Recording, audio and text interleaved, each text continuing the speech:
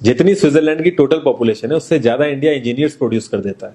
उसके बाद भी रिसर्च एंड इनोवेशन में स्विट्जरलैंड नंबर 1 पे है। इंडिपेंडेंस के बाद से रिपब्लिक ऑफ इंडिया ने 0 नोबेल लॉरियट्स प्रोड्यूस किए इन साइंस। यूएसए ने 100+ कर दिए। ASER की रिपोर्ट के हिसाब से 83% एजुकेटेड इंडियंस एम्प्लॉयबल ही नहीं है।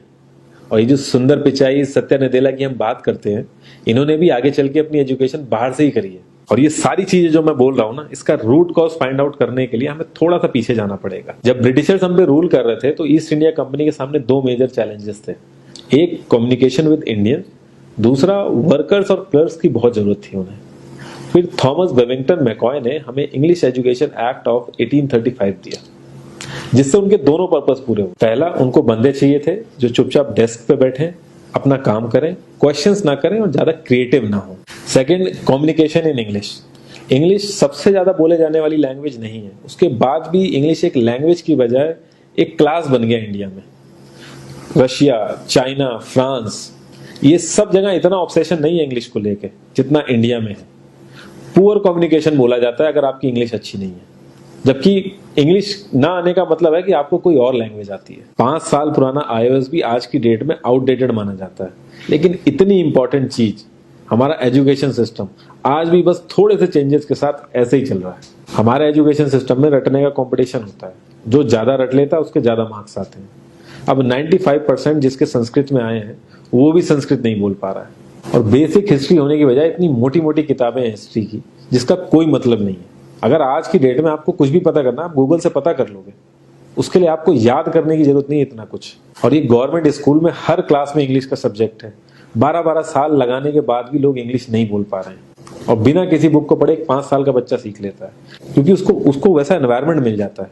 A+B का whole square is equal to A² + B² + 2AB। इसका रियल लाइफ में क्या यूज है किसी को नहीं पता, न प्रिंसिपल, न टीचर, न बच्चे, बस पढ़ाए चले जा रहे हैं। हो सकता है इसका कुछ मतलब हो, लेकिन आप ट्राई करके देख लेना, किसी को नहीं पता। हाँ, 2AB की जगह अगर आपने 3AB बोल दिया तो 4 लोग हंसने वाले मिल जाएंगे आपके ऊपर। किंडरगार्टन में जो बच्चों को सिखाने के लिए टेक्निक यूज होती है वो लाख गुना अच्छी है कॉलेज की वो रटने वाली टेक्निक से।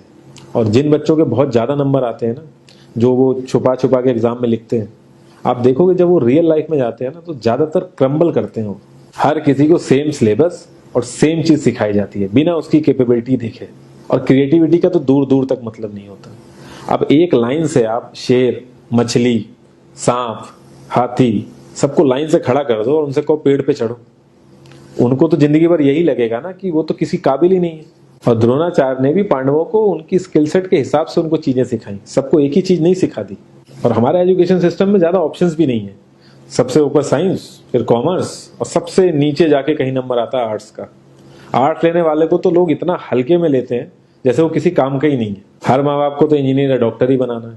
कॉलेज वाले अगर एक्स्ट्रा कोर्स रख भी देते हैं तो माँ बाप एंट्री नहीं कराएंगे, तो वो सारा पैसा बर्बाद होगा कॉलेज का। तो ऑप्शंस कहाँ से आएंगे? और बचपन से ही आपकी ट्रेनिंग स्टार्ट हो जाती है। माँ बाप, भाई बहन, रिलेटिव सब ये समझाते हैं अगर आपके मार्क्स नहीं आए और जॉब नहीं लगी तो आपकी जिंदगी बेकार। और लाइफ की क्रिएटिविटी को आप रखते हो साइड में, और ये अच्छे मार्क्स और अच्छी जॉब पाना आपका सपना बन जाता है। अब ये सपना पूरा हो जाता है तो बहुत बढ़िया है, दूसरे को जेलस फील कराओगे, नीचा फील कराओगे। और इस छोटी सी उम्र में अगर सपना टूट जाता है तो सेल्फ डाउट में आ जाओगे। इतना बाहर वाले आपको नीचा नहीं समझेंगे जितना आप खुद की नजरों में गिर जाओगे। आप किसी भी 4-5 सक्सेसफुल आदमियों के बारे में सोच के देखिए जिन्हें आप बहुत सक्सेसफुल मानते हो या जिनकी तरह लाइफ आप जीना चाहते हो। मैं ये कह सकता हूं कि वो इस एजुकेशन सिस्टम की वजह से तो सक्सेसफुल नहीं होंगे, चाहे वो जो भी हो। धीरू भाई अंबानी, विराट कोहली, आमिर खान, नरेंद्र मोदी, ये सब हमारे इस करंट एजुकेशन सिस्टम के ट्रैप में नहीं फंसे। इन्होंने खुद सीखा, खुद एजुकेट हुए और खुद आगे बढ़े। किसी कंपनी के सीईओ को अगर ये कहा जाए कि आप अपनी कंपनी के सारे डिपार्टमेंट में इंटरव्यू दीजिए, तो कोई गारंटी नहीं है कि वो सारे डिपार्टमेंट के इंटरव्यू निकाल लेगा।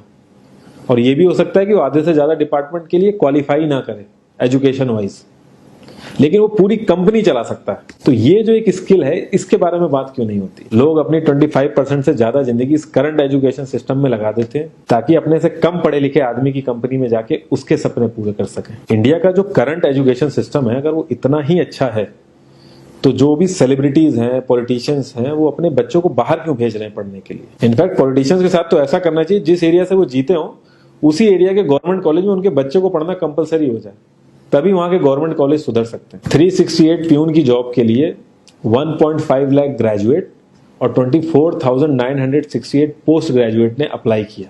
मैं IAS PCS की तो बात नहीं करता हूँ, वो तो एक पैशन की बात होती है, लेकिन कुछ लोग 5-5, 6-6 साल से तैयारी कर रहे हैं कि कोई भी गवर्नमेंट जॉब मिल जाए उन्हें। उनसे पूछोगे क्यों ऐसे इतने टाइम से लगे हुए हो, तो वो एक ही चीज बोलेंगे कि जॉब सिक्योर है। मतलब आप काम नहीं भी करोगे तो आपको निकाला नहीं जाएगा। ये सारी कामचोरी वाली बातें माइंड में इसीलिए आती हैं क्योंकि हमारा जो करंट एजुकेशन सिस्टम है वो इतना कॉन्फिडेंस ही नहीं देता है कि हम अपनी स्किल के दम पे कहीं जाके काम करें और हमें निकलने का डर ना हो।